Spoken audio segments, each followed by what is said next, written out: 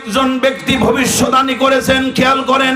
ওই ব্যক্তি ভবিষ্যদ্বাণী করেছিলেন ইসলাম নিয়া, কোরআন নিয়া, ইসলামী আন্দোলন নিয়া তোমরা বেশি লাফালাফি করবা না, নাচানাচি করবা না। স্বৈরাচারদের বলেছিলেন বাংলার মানুষ এমন একটা ঝাঁকুনি দিবে, ওই ঝাঁকুনির ফলে সোজা গিয়ে দিল্লি মামু বাড়ি গিয়ে পড়বে। আমার বন্ধুগণ বলেছিলেন নাচানাচি করবা না, বেশি নাচানাচি করলে পালানোর জন্য ইঁদুরের গর্ত পর্যন্ত খুঁজে পাবে না। কথা বলেন, এই ভবিষ্যদ্বাণী ঠিক হয়েছে নাকি হয় নাই? দিল্লি ছাড়া কি আর কোনো জায়গায় জায়গা আছে নাকি? ইউরোপও জায়গা দেয় না, আমেরিকাও দেয় না, লন্ডনও দেয় না, আমার বন্ধুগণ মিডিল ইস্টও দেয় না। ঘুরে ঘুরে মামুর বাড়ি। কথা কন ঠিক কিনা?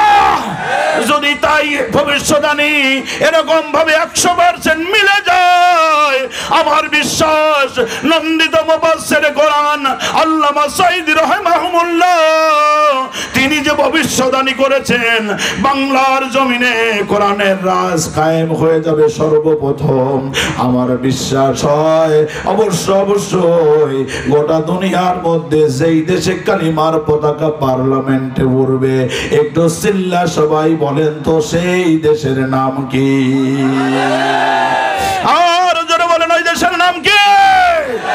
ওই দেশ হলো আমার দেশ, শাহজালাল, শাহ মখদুম, শাহ পরান, খান জাহানের বাংলাদেশ। ঠিক কিনা বলেন?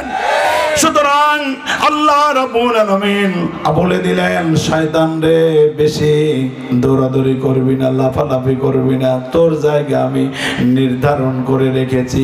শয়তান বলল আমি 1 নাম্বার নিয়েছি পেট, আমি একদম শুধুমাত্র পড়ে শোনাচ্ছি, আর আওয়াজের কলে বাড়াবো না। 2 নাম্বার বললেন তোর প্রবৃত্তি, তোর খায়েশ। শয়তান মানুষ যখন সৃষ্টি করে তখনই বুঝছে যে এই মানুষের মধ্যে একটা প্রবৃত্তি আছে, একটা খায়েশ আছে। কি আছে? প্রবৃত্তি তথা খায়েশ। খায়েশটা হলো ওই যে একটা আমার 1 বিঘা আছে 2 বিঘা চাই, 3 বিঘা আছে 4 বিঘা চাই, নাকি হুজুর? 5 বিঘা আছে, যেটাকে বলতেছিলাম 5 লাখ আছে 10 লাখ চাই, 10 লাখ আছে কি চাই? সুন্দরী বউ আছে, সাথে কি চাই? ওগুলো আপনারাই করতেন। একজন বলতেছে ও মনে কেবল বিয়ে শাদী করছে হুজুর, আর কি হুজুর বউ চায় সাথে আবার ফিরিস আলী চায়। জোরে কন্যা মজুবিল্লাহ। এরকম শয়তান ইবলিস সমাজে আছে না নাই? কথা বলেন না কেন, আছে না নাই? তার মানে নজর এখনো কি হয় না, সোজা হয় না। অথচ বিশ্ব নবী বললেন তোমার যে বউ, ওই বউটা নিয়ে সংসার করো, ওরে ভালোবাসো, ওরে আদর করো, ওদের যত্ন করো, আর আল্লাহর কাছে বলো আমার এই বউ নিয়েই জান্নাতে যাব। চিন্তা করতেছেন হুজুর সারা জীবন জ্বালায় গেছে যে আবার ওরে নিয়ে জান্নাতে যাব। ও যে তেরার তেরা, এই তেরাটা নিয়ে আবার জান্নাতে যাওয়া লাগবে। আবার মায়েরা মনে করছেন বাবা এ কথা বলেন না হুজুর, কারণ আমি জন্য হের সংসার করে গেলাম। দুঃখ আছে না নাই? আরে ভাই এক সময় মনে করতাম যে দাদাকে শুধু মনে হয় দাদি বলে যে আমি জন্য তোমার সংসার করে গেলাম, এরপরে দাদাও নাই দাদিও নাই, চ্যাপ্টার হলো বাপ চাচাদের। এখন দেখি মাও চাচিরা বলে আমি জন্য তোর বাপ চাচার সংসার করে গেলাম। ঠিক কিনা? আমরা এখন মনে করছি যেটা মনে হয় বাপ চাচা পর্যন্তই সীমাবদ্ধ, আমরা তো একটু মৌলানা মুন্সি মানুষ, একটু মনে হয় বেঁচে কুচে চলবে। এখন নিজের বউ বলে ওয়াজ করেও খাও গা, আমি জন্য সংসার করে গেলাম। প্রত্যেকের ক্ষেত্রে ঘটনা আছে না নাই? হ্যাঁ, তুমি কেমন পীর সবাই না চিনলেও কে চেনে? বউ চেনে। তোমার ফজরের নামাজ কখন হয় কেউ দেখে না, কে দেখে? কথা বলেন না কেন? অপবিত্র হওয়ার পরে তুমি, আল্লাহ তো দেখেই, নিজের বউ হলো বড় সাক্ষী। তারপরে তুমি অপবিত্র হয়ে গেছো, হওয়ার পরে তুমি গোসল করে পবিত্র হও কি হও না, এটা আমার অন্য ভাই ব্রাদার, বাপ চাচা, খালা খালু, অন্যরা কেউ দেখে না, কিন্তু বউ ঠিকই জানে। এই জন্য বউ হলো সবচেয়ে বড় পীর। হ্যাঁ, ওই পীরকে একটু ভালো করে সম্মান করতে হবে, এটা শ্রদ্ধা করতে হবে। তাকে নিয়ে দুইজন যদি সুন্দরভাবে একেভাবে জান্নাতি পরিবেশ তৈরি করা যায়, বিশ্ব নবী বললেন, আল্লাহ কোরআনে জানিয়ে দিয়েছেন ওই বউ এবং স্বামী দুইজনকে আমি একসাথে পরিবার নিয়ে জান্নাতে ঢুকাইয়া দেব। এই জান্নাতে যখন ঢুকাইয়া দেব, তোমার বউ একটু কালো জন্য তোমার মন খারাপ হয়েছিল না, তুমি মন খারাপ করো না, এই বউটাকে আমি 72 জন হুরের সর্দারিনী বানাইয়া দেব। সুবহানাল্লাহ। তাহলে আমার বউ যদি 72 জনের সর্দারিনী হয় ভালো লাগবে না? ওই যে বলবেন বউ তেরা, এই তেরা হিংসা বিদ্বেষ কানাকানি চগলখড়ি ফিসফিসানি একগুয়েমি একদেশদর্শিতা মেজাজের ভারসাম্যহীনতা যত রকমের মানবিক দুর্বলতা খারাপ গুণ আছে আল্লাহ রাব্বুল আলামিন আবে হায়াতের পানির মধ্যে গোসল করাইয়া দিয়া একটা ওখানে চমৎকার নির্বাহী আদেশ দিয়া এই সমস্ত মানবিক দুর্বলতা হিংসা বিদ্বেষ যত রকমের কানাকানি যত ডিস্টার্ব আপনাকে করেছে ওই ডিস্টার্বিং এলিমেন্টস আল্লাহ সফটওয়্যার দিয়ে আল্লাহ সবকে উপরে ফেলে দিবেন। ওই জান্নাতের মধ্যে চলবে শুধু ভালোবাসাবাসী। সুবহানাল্লাহ। তাহলে আমাদের প্রবৃত্তি এবং খায়েশ যেটা দিয়ে শয়তান আমাদের মধ্যে ঢুকতে চায় ওটাতে আমরা কি করব না, অ্যালাউ করব না। আমরা যেটা সঠিক সিরাতুল মুস্তাকিম সঠিক পথ আমরা ওই পথেই থাকবো ইনশাআল্লাহ। যেটা হালাল ওই পথেই থাকবো, থাকবেন তো ইনশাআল্লাহ। দুনিয়া এবং আখিরাতের শ্রেষ্ঠ সুন্দরী আমার মা, আপনার মা হাওয়া আলাইহিস সালাতু ওয়াস সালাম। এত সুন্দর করে তাকে বানাইছে, কারণ তো হলো যে তাকে বানাইছে তো জান্নাতের মধ্যে। সুবহানাল্লাহ নাই একটা? তাহলে কেমন করে বানাইছে জান্নাতের মধ্যে কোন? সেই রকম একদম সুরুষি রূপসী তরুণী তন্নি তম্বি, কি চমৎকার, কি করে বর্ণনা দিব, এত সুন্দর করে বানাইছি সার্জন, সেটা বলার টাইম নাই। এই সুন্দর করে বানানোর পর সাইয়েদনা আদমের যোগ প্রবণতা, আই লাভ ইউ ধরতে চায়, আল্লাহ বলে থাম একটু কাজ বাকি আছে। সুবহানাল্লাহ নাই নাকি? আল্লাহ নির্ধারিত কাজ করলেন, জানেন আপনারা, আজকে সে কথা বললাম না। তারপরে ওখানে তাদের পরিণয় সূত্রে আবদ্ধ হলেন, স্বামী স্ত্রী হিসাবে আল্লাহ জান্নাতের মধ্যে রেখে দিলেন। এই জন্য ওই যে নারীর প্রতি আসক্তি, এটা ইবলিস ওখান থেকে নোট নিছে। 3 নাম্বার তোকে ধ্বংস করব নারীর প্রতি আসক্তি দিয়া। সমাজে এখন এটা আছে না নাই? তাহলে আমাদের কাজ কি? আমাদের কাজ হলো ওই জায়গাটাকে ব্রেক দেওয়া, একদম ইন টোটাল। ওটাকে কি ব্রেক বলে? মোটরসাইকেল চালাইতে, গাড়ি চালাইতে হাইড্রোলিক ব্রেক। Touch, stop. কেন স্টপ? কারণ ওটা হারাম। সুবহানাল্লাহ। এই বুঝটা যদি মানুষের মধ্যে এসে যায়, এই মানুষকে শয়তান ওয়াসওয়াসা দিয়ে কিচ্ছু করতে পারবে না। আর 4 নাম্বার হলো একটা চিরস্থায়িত্বের ক্ষমতার লোভ এই মানুষের মধ্যে আছে। শয়তান ওটা বিশ্লেষণ করে দেখছে, চিরস্থায়িত্বের একটা ক্ষমতার লোভ। কারণ আদম আলাইহিস সালামকে যখন জান্নাতে দিলেন, ওই যে কোরআনের আয়াতটা পড়ছিলাম, উনি চাইছিলেন চিরস্থায়ী ভাবে থাকবো, কিন্তু আল্লাহ তাআলা বললেন না, এখানে চিরস্থায়ী তোমাকে থাকা যাবে না। শয়তান ওয়াসওয়াসা দিলে অনেক ঘটনা আপনারা জানেন। এই যে চিরস্থায়িত্বের ক্ষমতা, একটু দেখবেন একজন লোক যখন মেম্বারে দাঁড়ায়, ও দাঁড়াইয়া বয়স হয়ে গেছে, একবার মেম্বার হইতে পারছে অথবা পারে নাই, সেকেন্ড বার দাঁড়াইলো, দাঁড়ানোর পরে বলতেছে, ভাইজান ভাই সব এ বছরই আমার শেষ।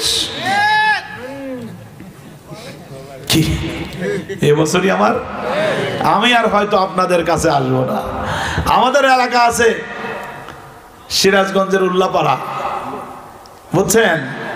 সিরাজগঞ্জের উল্লাপাড়া, ওখানে এক মুরব্বী আছে, বয়স প্রায় 100 বছরের কাছাকাছি। 2001 সালে নির্বাচন হয়েছিল। ওই 2001 সালের নির্বাচনের সময় উনি বলছিলেন, গায়ও বুড়া বিয়ানো শেষ। এই কথা কি পাবনায় আছে না নাই? ওই সেক্রেটারি সাহেব কি আশপাশে আছে? বুঝছেন? গায়ও বুড়া 2001 থেকে এখন কয় সাল, কয় যুগ গেল, কয় যুগ গেল? হ্যাঁ, ওই 2 যুগ পরে এসেও আবার একই ডায়লগ দিতেছে, গায়ও বুড়া বিয়ানেও শেষ। ক্ষমতাটা কি জিনিস! এই জন্য মেম্বারে দাঁড়াইছে, চেয়ারম্যানে দাঁড়াইছে, এইবারই শেষবার। তারপরে মানুষের হাতে ধরে পায়ে ধরে অমুক ভাইয়ের চরিত্র ফুলের মতো পবিত্র, হ্যান ত্যান নানান কিছু বলে বলে এরপরে কোনো রকমের টাকা পয়সা দিয়ে বিড়ি সিগারেট দিয়া। আর আমরা তো এমন চগলখোরের চগলখোর, আমার এরকম একটা রায়, আমার রায় দ্বারা ইউনিয়ন পরিষদের নেতা নির্বাচন হবে, যেখানে একটা মসজিদের ইমাম নেতা নির্বাচন করার সময় সভাপতি বসে, সেক্রেটারি বসে।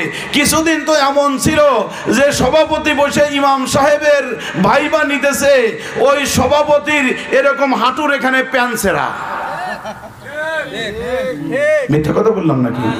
প্যান্সেরা, ওনারা জিজ্ঞাসা করা হলো প্যান্সেরা কেন, কয় না ওটা স্টাইল। প্যান্সেরা স্টাইলের লোক নামাজ কালাম তো নাই, পিছলায় পড়ে যায়, পূব দিকে পড়ে, পশ্চিমে পড়ে না। হঠাৎ যদি নামাজ হয়ে যায়, ও মসজিদের সভাপতি। অবশ্য আপনাদের এলাকায় এরকম হয়ে নাই, আপনাদের এলাকা সব আল্লাহর ওলি হয়ে গেছে আর কি। হ্যাঁ, ছিল নাকি ছিল না? এখন আস্তে আস্তে কাটে পড়তেছে, পালায়া গেছে ওরা। কি বলেন, ঠিক কিনা? এই জন্য মসজিদে উপযুক্ত কমিটি করতে হবে। একজন নামাজি, একজন মুত্তাকি, কোরআনে আল্লাহ তার বৈশিষ্ট্য 4টা বলে দিয়েছেন। আমার ভাইরা, ওইভাবে আমরা কমিটি করব। তো এইভাবে একজন নেতা নির্বাচন, মসজিদের ইমাম নির্বাচন হবে। 10-12 জন বসে ভাই বানায়, নামাজ ঠিক আছে কিনা, তারপরে কোরআন পড়া ঠিক আছে কিনা, তারপরে চরিত্র ঠিক আছে না, ঠিক আছে কিনা, বউ ঠিক আছে কিনা, তারপরে বউ কয়টা, তারপরে চেহারা সিরত কেমন, আদব কায়দা কেমন, কত রকমের হিসাব কিতাব কইরা তাকে ইমাম নির্বাচন করতেছে। কিন্তু মাসে বেতন সর্বোচ্চ 3,500-এর উপরে না। এই নেতা নির্বাচনের জন্য এত পাগল। কিন্তু ইউনিয়ন পরিষদের চেয়ারম্যান নির্বাচন করবে প্রায় লক্ষাধিক মানুষের নেতা হবে, যে নারী পুরুষের নেতা। ওই নেতা নির্বাচনের সময় 2টা গরম চা হলেই মন নরম হয়ে যায়। কত বড় গাদ্দার আমরা, চিন্তা করছেন কিনা? এটা বাদ দিতে হবে। এটা আমানত। এটা কি? এটা আমানত। এ সম্পর্কে আল্লাহর কাছে হিসাব দিতে হবে। কুল্লুকুম রাইন ওয়া কুল্লুকুম মাসউলুন আন রায়াতিহি। প্রত্যেক ব্যক্তি দায়িত্বশীল। প্রত্যেক ব্যক্তিকে আল্লাহ রব্বুল আলামিন দায়িত্ব সম্পর্কে জিজ্ঞাসা করবেন। আপনার প্রতি চলা, প্রতি কদম, হেঁটে যাওয়া, ভাত খাওয়া, ঘুমানো, রেস্ট করা, ধান কাটা, জমি কাটা, ব্যবসা করা, বাণিজ্য করা, চাকরি করা, যা কিছু আপনি করেন, প্রত্যেকটা কাজ আপনাকে হিসাব দিতে হবে কার কাছে? ঠিক কিনা? তাহলে অন্ধকার ভূতের মধ্যে গিয়ে কাকে আপনার রায়টা দিয়ে নেতা নির্বাচন করলেন, ওই ভূতের মধ্যে মনে হয় আল্লাহর চোখ যায় নাই। ওটা মনে হয় আল্লাহ কোনো অন্ধ ছিল মনে হয়, ওটার জন্য মনে হয় হিসাব দেওয়া লাগবে না। আপনি ভোট দিয়ে যাতে চান্দা বাজলে নেতা বানালেন, টেন্ডার বাজলে নেতা বানালেন, আপনি ভোট দিয়া আপনি দুনিয়ার ঋণ খেলাপিরে, ব্যাংক ডাকাতি, লুটতরাজকে নেতা বানালেন, আল্লাহর কাছে আপনাকে কৈফিয়ত দিতে হবে নাকি হবে না? কৈফিয়ত দিতে হবে। ইউ শুড বি অ্যালার্ট নাও। এই শয়তানের চক্রান্তে পড়া যাবে না। এই জন্য ক্ষমতার লোক, চেয়ারম্যান একবার কয়া শুনে হইলো, বলে টেলে হইলো, এর পরের বার দেয়া আবার আস্তে আস্তে নিজে বলতে চায় না, ওই আরেকজনকে দেবো। আমি তো গত বছর শেষবার কইছিলাম, তো তুমি একটু বের করার ব্যবস্থা করো, খালি বের করে দাও। ওই মামাতো ভাই, খালাতো ভাই, সমাজের আর একজন আতি নেতা, পাতি নেতা ধরে টরে 10-12 জন বাড়িতে পাঠায় দেয়। সব ষড়যন্ত্র চিন্তা সেই করছে, পাঠায় দিয়া কয় নেতারটাই নিয়ে বের করছে। উনি এখন দাঁড়ায় বলে, আমি তো আসলে আসতে চাই নাই, কিন্তু লোকজনটা নিয়ে বের করছে, এবারই শেষ। তোর এবার শেষ হবে না যতক্ষণ পর্যন্ত আল্লাহাকুমুত তাকাসুর হাত্তা যুরতুমুল মাকাবির, কবরের মাটি যখন তোর কপালে যতক্ষণ না পড়বে, তোর এই লোভ শেষ হবে না। ঠিক কিনা বলেন? ইবলিস জানে যে চিরস্থায়িত্বে ক্ষমতার একটা লোভ এই মানুষের মধ্যে আছে, ওখানে গিয়া ও আঙ্গুল চালায়। তাহলে 4টা জায়গায় আঙ্গুল চালায়, কয়টা? আমরা সতর্ক থাকবো ইনশাআল্লাহ। বলেন সবাই, বলেন ইনশাআল্লাহ। আগামী দিনে আমাদের ইউনিয়ন পরিষদ থেকে শুরু করে মেম্বার, চেয়ারম্যান, তারপরে উপজেলা চেয়ারম্যান, এমপি, তারপরে হলো গোটা বাংলাদেশের আমাদের সমস্ত ইলেকশন, নির্বাচন যা কিছু আছে, আমরা সব কিছুকে, শয়তানের পদাঙ্ককে আমরা দলিত মথিত করে ডাস্টবিনে নিক্ষেপ করে শয়তানি ষড়যন্ত্রকে লাথি মেরে দূরে সরাইয়া দিয়া গোটা বাংলাদেশে আজকে রব উঠেছে একটাই। আমি আল্লাহর কোরআন সামনে নিয়ে বলছি, আমি গোটা দেশ টেকনাফ থেকে তেতুলিয়া, রূপসা থেকে পাথরিয়া, সমস্ত জেলায় জেলায় কোরআনের মাহফিল করবার জন্য যাচ্ছি, ঘুরে বেড়াচ্ছি। আজকে সর্বস্তরের শহরের, নগরে, বন্দরে, জেলায় জেলায়, প্রত্যেকটি বাংলাদেশের অঞ্চলে, প্রত্যন্ত অঞ্চলে রব উঠেছে। সব দল মত দেখা শেষ। আগামী দিনের বাংলাদেশ আল কোরআনের বাংলাদেশ।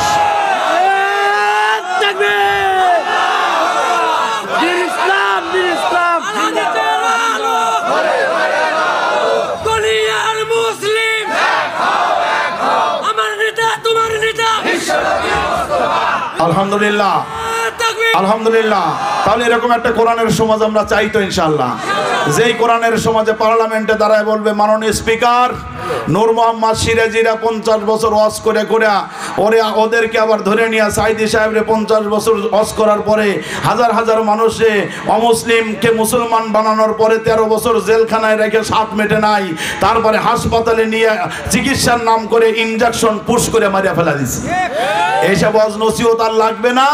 ও মাননীয় স্পিকার, এই আজকের সংসদে বিল উপস্থাপন করলাম, আগামী দিন নামাজ ভিত্তিক সমাজ ব্যবস্থা কায়েম হবে। আর ওই নামাজ ভিত্তিক সমাজ ব্যবস্থার মধ্যে ওই নামাজ ভিত্তিক সমাজ ব্যবস্থা যখন কায়েম হবে, যখন আজান হয়ে যাবে, আর এরকম দাঁড়িয়ে বসে ওয়াজ নসিহতের এত দরকার হবে না। আপনাদেরও বক্তাদের এত টাকা দিয়ে দিয়ে মনে কষ্ট পাওয়া লাগবে না। আহারে বক্তা আসলো, টাকা নিয়ে গেল, কি যে কষ্ট আছে না নাই? এমন যুগ আমরা পার করেছি। এই যে ওয়াজটা করলাম, এরকম ওয়াজ করার পরে আমাদের দিকে রাঙ্গা রাঙ্গা চোখে তাকাইতো, মাইক কেউ টান দিয়ে নিয়ে তুলে যেত। আবার যারা টাকা পয়সা গুনে হুজুরে বিদায় দিবে, ওর কলজায় তো আঘাত লাগে গেছে, ও এখন টাকা খালি আর গনে আর কয় দেখি হুজুরে কত কম দেওয়া যায়, লাউডারি ছাড়াইয়া ফেলবো। এরকম কত জায়গায় টাকা ফালায় রেখে চলে গেছে, তো টাকাই লাগবে না। কিন্তু আল্লাহ দিন চেঞ্জ করেছেন, বলেন ঠিক কিনা? কথা বলেন ঠিক কিনা? ইনশাআল্লাহ দিন এখন ইসলাম এবং কোরআনের অনুকূলে সারা দেশ।